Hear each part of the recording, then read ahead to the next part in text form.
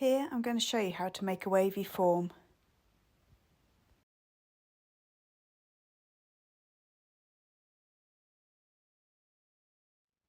I've added a good thick layer of clay over a former.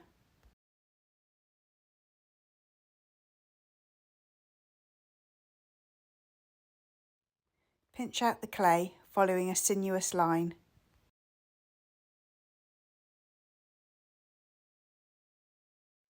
Start with a rough shape.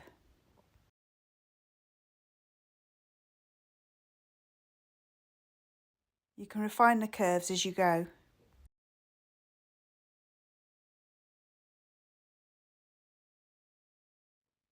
It's an intuitive process, pinching the clay into shape.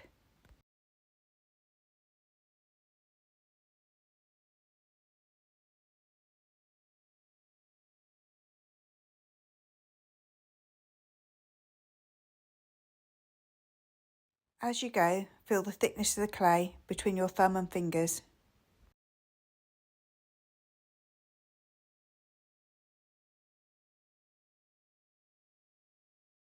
Squeeze the clay together in thick areas.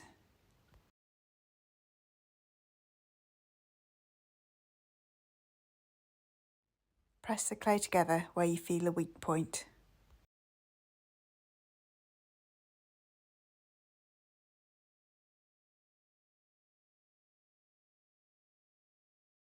Smooth the clay where you feel it's uneven.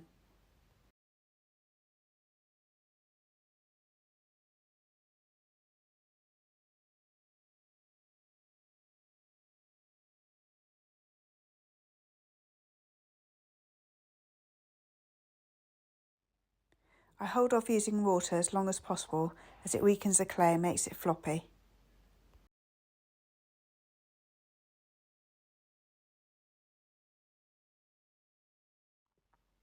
With practice, you can feel areas at risk of collapse.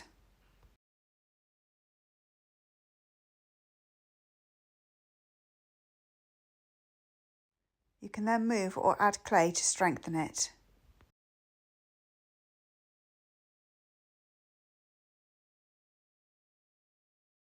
Wet your fingertips to smooth the form.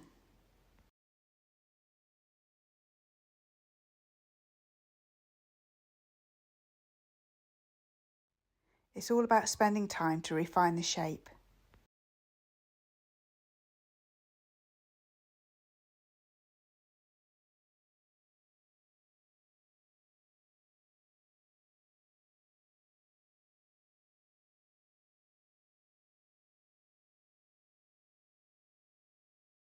I don't plan my forms, but if you find it easier, you can make a sketch first.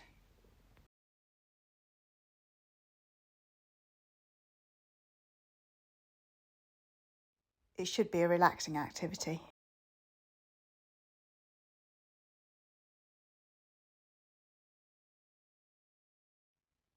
Once you're happy with the form, you can start texturing.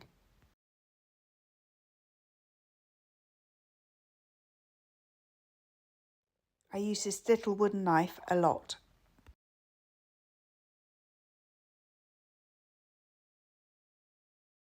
You could use any small blunt knife.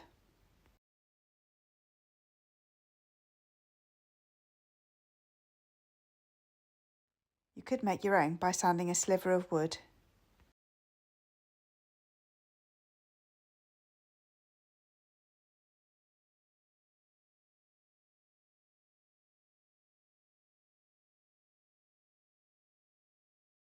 I'm adding short, close together lines along the edge of the curve.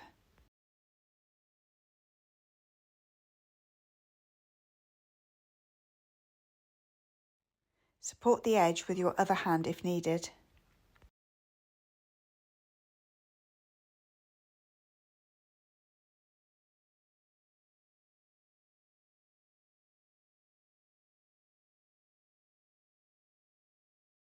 The other side will be a little trickier as it's easy to damage the texture you've already made.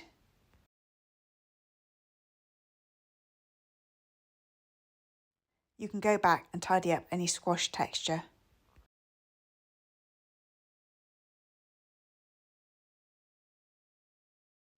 I sometimes make my own tools.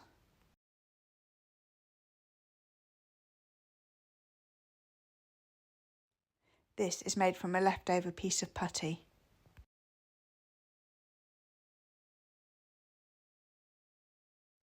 I made a sausage shape and added a dip to each end.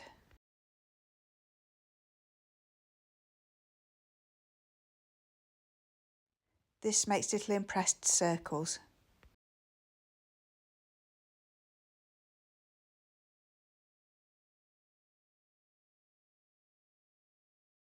The ends are slightly different sizes.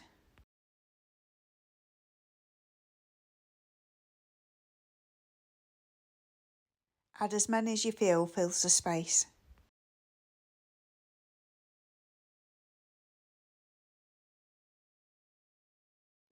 I often add texture to these stamped shapes.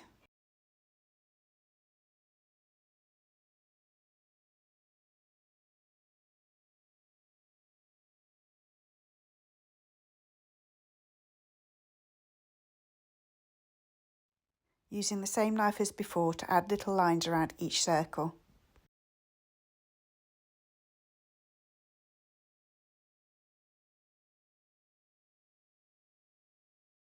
Move the knife around so it faces out like sun rays.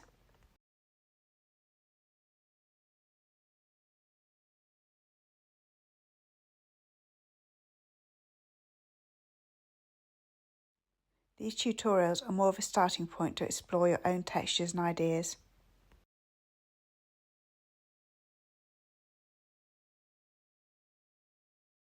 Practice on a scrap of clay or try different textures.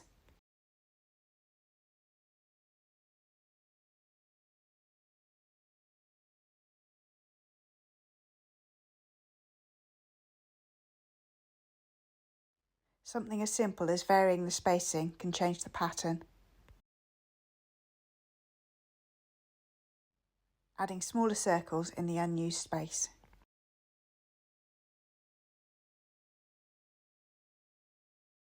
I've left these without additional lines.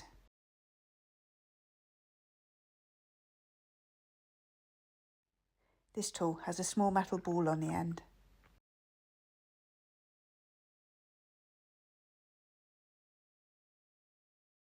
They are often sold as embossing tools.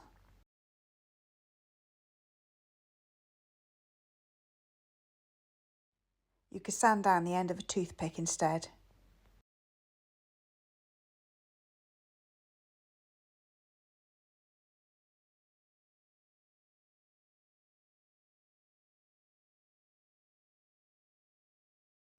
I'm dotting all of the empty space and scattering dots into the lines.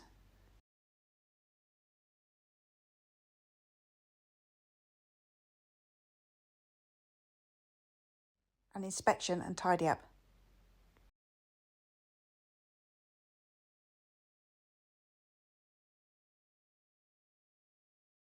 You could, of course, leave the form untextured.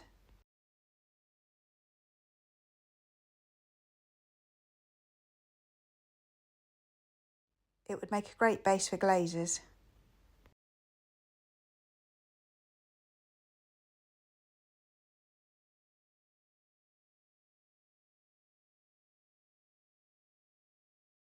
Adding details can be relaxing though, and really make your piece unique.